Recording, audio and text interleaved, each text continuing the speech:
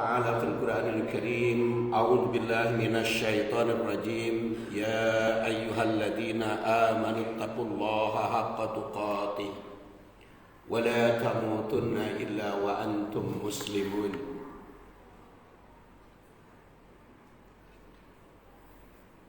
وقال تعالى وقال الله رسول الله صلى الله عليه وسلم إذا سمعتم بالطاعون بأرض فلا تدخلوها وإذا وقع بأرض وأنتم بها فلا تخرجوا منها وقال تعالى وما جعلناهم جسدا لا يأكلون الطعام وما كانوا خالدين. Sidang Jumat rahimakumullah. Jumat ini kita masih berada pada suasana pandemi. Saat ini sedang diuji oleh Allah Subhanahu wa taala. Yang tentu kita sebagai umat manusia tidak tahu apa maksud dan tujuan Allah. Tetapi kita harus tetap baik sangka kepada Allah.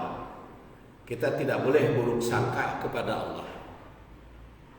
Allah Subhanahu wa taala menandaskan wa kataba ala nafsihi rahmah. Wa kataba, dan dalam ayat yang lain wa kataba rabbuka ala nafsihi rahmah. Tuhanmu telah mewajibkan pada dirinya untuk memberikan rahmat.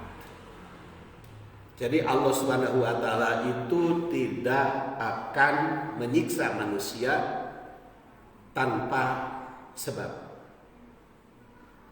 Sidang Jumat rahimakumullah, ada yang sakit di antara kita, ada yang tidak.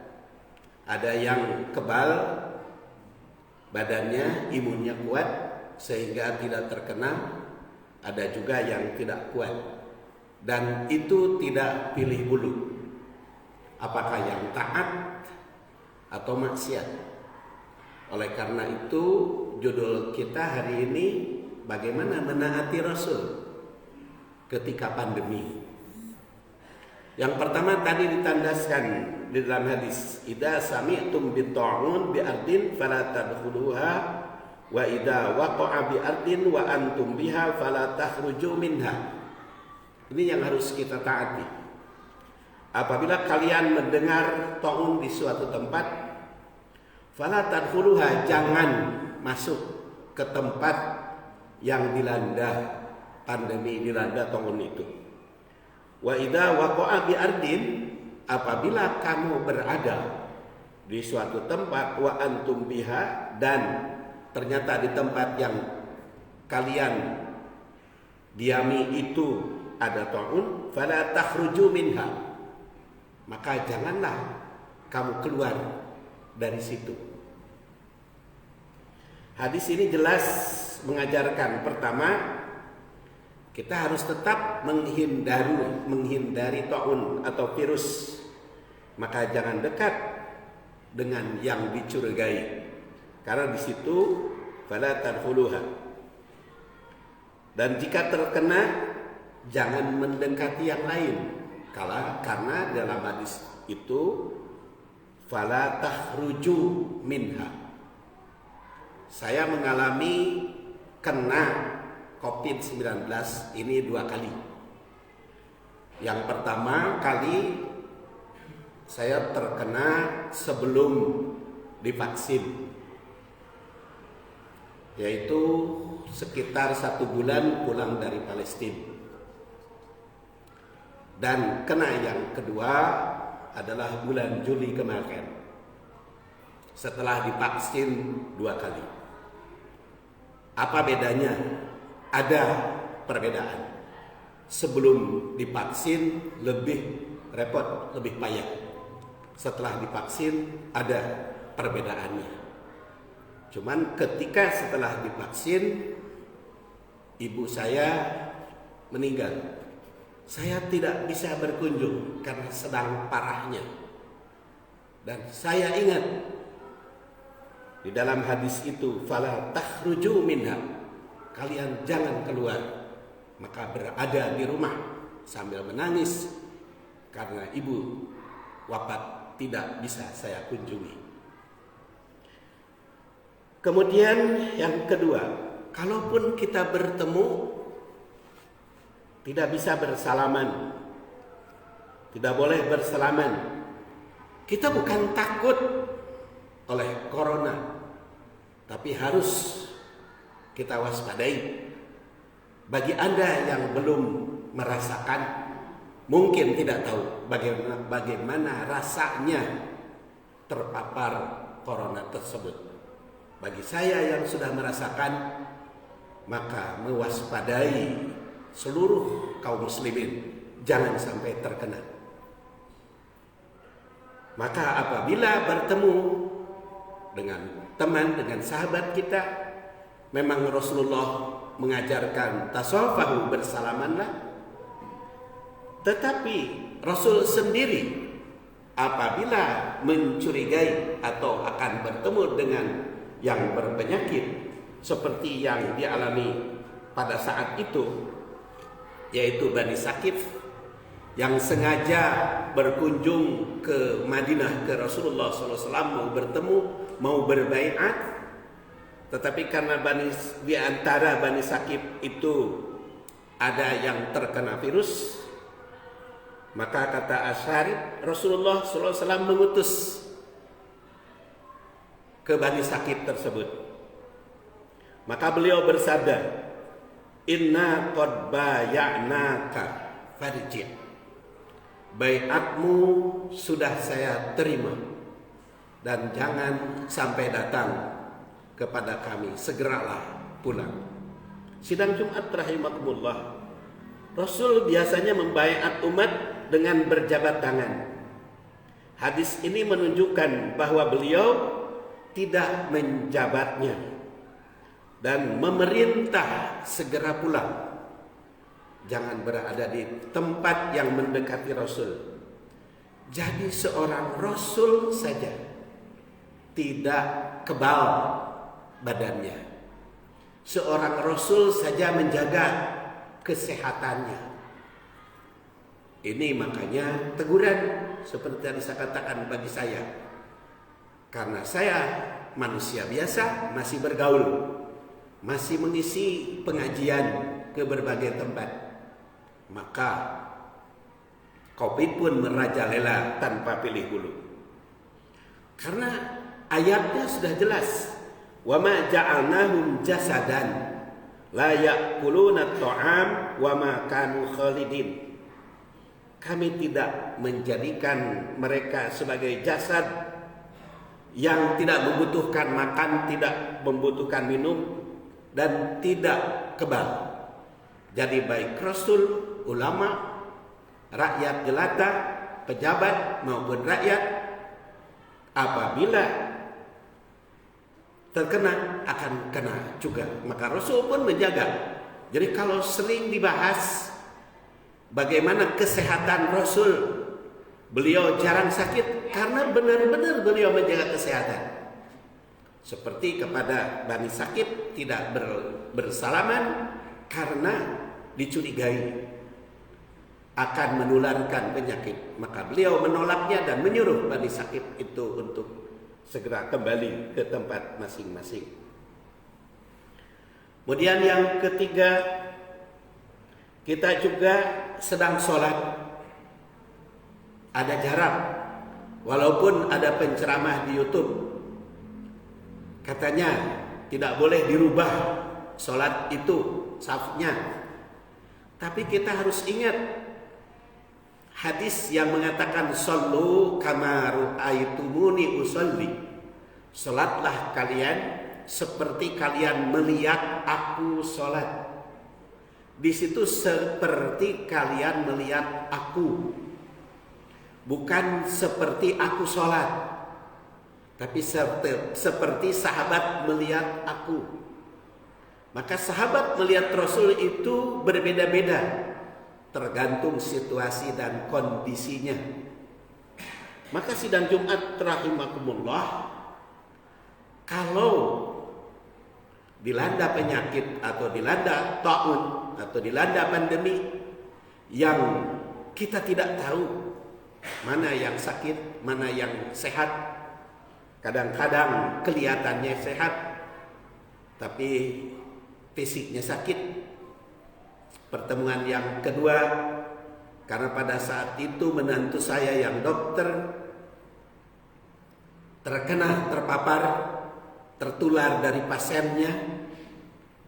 Kemudian di swab, kebetulan suami dan anak-anaknya sehat, maka dititipkan di rumah saya. Dan ternyata beberapa hari kemudian anaknya itu terkena. Karena anaknya itu terkena, maka saya dengan istri saya pun terkena. Jadi ada yang tidak nampak, ada yang tidak kelihatan, baru 3 hari sudah kelihatan. Maka untuk mewaspadai, la yuridanna mumridun wala musih. Jangan bercampur, jangan pagiling gisik antara yang sehat dengan yang sakit. Jadi kalau ada keluarga yang sakit, maka hindarilah, jagalah. Jadi kita sekarang menjaga jarak seperti itu. Walaupun kelihatannya seperti sehat, karena ada yang tidak kelihatan gejalanya, baru diketahui setelah 3 atau 4 hari kemudian, seperti yang dialami oleh cucu saya itu. Kemudian sidang Jumat rahimakumullah, ada juga atau banyak orang yang mengatakan, kan Jumat itu wajib hukumnya datang ke masjid.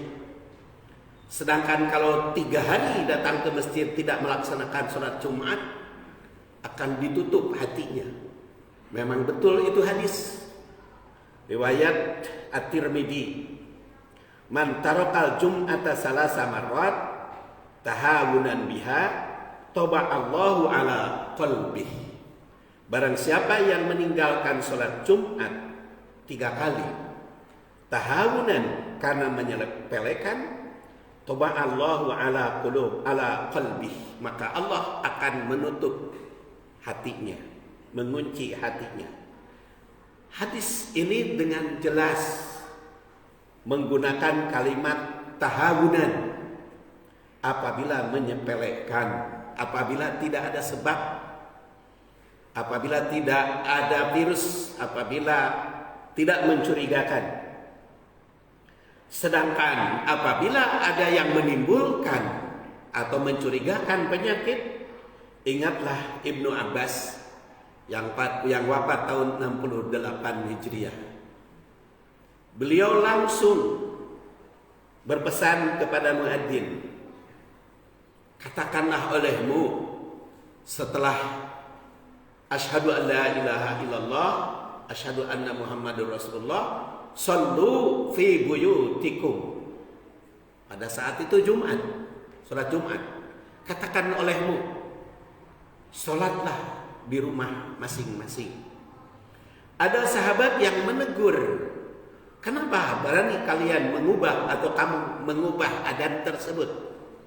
Maka Ibnu Abbas mengatakan, ata'jabun min da, qad fa'ala da man huwa khairun minni, innal jum'ata azmatun wa inni karihtu an ukhrijakum fatamsu fitin wadahdi. Apakah kalian merasa aneh, merasa heran tentang hal ini? Bukankah telah dilakukan oleh yang lebih mulia dari aku, Rasulullah? Sesungguhnya sholat itu memang merupakan keharusan yang mesti dilakukan. Tapi aku merasa tidak senang kalian keluar melewati tanah berlumpur dan basah kuyup, karena pada saat itu sedang hujan. Jadi sidang Jumat rahimakumullah, hujan saja yang menimbulkan lumpur banjir atau yang menimbulkan basah kuyup, Disuruh kaum muslimin untuk sholat di rumah, tidak perlu ke masjid. Apalagi apabila ada pandemi yang mencurigakan.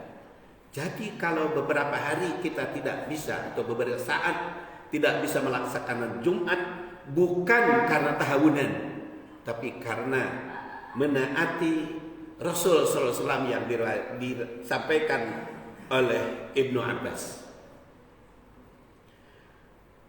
Sedang Jumat rahimakumullah, ada juga yang mengatakan, bukankah taun itu akan diselamatkan oleh Allah bagi yang memakmurkan masjid? Orang yang rajin ke masjid itu akan bebas dari taun, akan bebas dari pandemi. Dan taun itu paginya, sorenya meninggal, begitu ceramahnya di YouTube. Sedangkan sekarang itu enggak. Cuman berapa persen saja yang meninggal. Naudzubillah. Jangan sampai dianggap sepele. Satupun yang meninggal, jangan dianggap sepele. Sidang Jumat rahimakumullah, orang itu berpendapat, idza ahata minas sama uncilat suripat an ammaril masajid. Apabila penyakit datang, apabila suatu penyakit turun ke bumi, maka Allah Subhanahu wa taala akan membebaskan orang yang memakmurkan masjid. Sehingga dia itu berpendirian, kalau kita rajin ke masjid, kalau kita memakmurkan masjid, akan bebas dari penyakit itu. Padahal sebagai bukti, para ustadz, para kiai banyak yang terkena. Sidang Jumat rahimakumullah, kalau ceramah itu terdengar oleh ustadz, oleh yang membaca Quran, yang rajin ke masjid, tentu tersinggung dengan ceramah itu. Sidang Jumat rahimakumullah, hadis tadi adalah hadis dhaif. Juga innallaha idza anjala ahatan minal sama ala ahlil ardh suripat an ammaril masajid. Itu juga hadis dhaif. Bisa kita lihat di dalam silsilah ad-dhaifah halaman 350. Itu bertentangan dengan hadis yang sahih yang Rasulullah SAW bersabda, diriwayatkan oleh Al-Bukhari. Kalau tadi yang hadis dhaif itu diriwayatkan oleh Al-Baihaqi, diriwayatkan oleh Al-Bukhari yang sahih. Idza anzalallahu biqaumin adaban asabal adab man kana fihim summa bu'isu ala a'malihim. Apabila Allah menurunkan pada suatu kaum adab atau bencana atau penyakit atau apa saja bentuknya, maka akan terkena man kana fihim, kepada siapapun di situ. Apakah yang rajin ke masjid, ada yang tidak, ada yang taat, ada yang maksiat, rakyat, pejabat, siapapun akan terkena. Summa bu'isu ala a'malihim, maka akan dimintai tanggung jawab di akhirat sedang apa mereka lakukan. Jadi berdasar hadis yang sahih, tanpa pilih bulu, penyakit itu akan tiba. Apabila sudah tiba, maka kenanya terhadap orang-orang yang imunnya lemah, yang kekebalan tubuhnya berkurang, yang tidak menaati apa yang digariskan oleh Rasulullah sallallahu alaihi wasallam tadi. Ghafarallahu li wa lakum walhamdulillahirabbil alamin.